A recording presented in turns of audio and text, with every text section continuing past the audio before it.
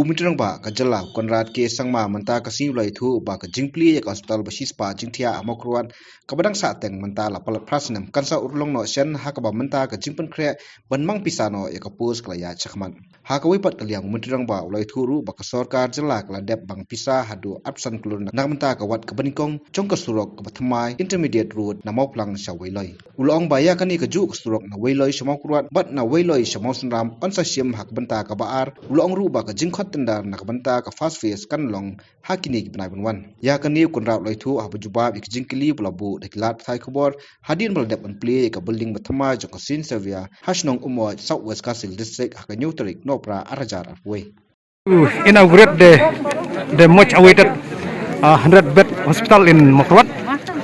We are almost in the process of sanctioning the post. So as soon as that is done, I think it's almost through. I don't know the exact status of it, but as soon as we do all of that, we would like to open it and make it functional. So though the building and everything is ready, the Honorable MLA, who's also Minister, has said that we need to ensure that not just inauguration, it should be operational itself also. So we're just going to ensure that as soon as all the paperwork for all the sanctioned posts are also done, so we'll inaugurate and operationalize the center. What is the progress of this Moplang to Mokruat road?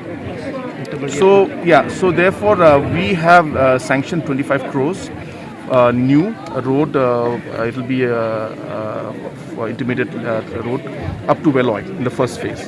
and so from Moplang to Veloy will be first, and then after that in the second phase we will take up the remaining part from Veloy to Mokruat and Veloy to Moksingam. So the first phase is 25 crores for Moplang to Veloy, which has been sanctioned. I hope that maybe in a month's time the tender will be out for it.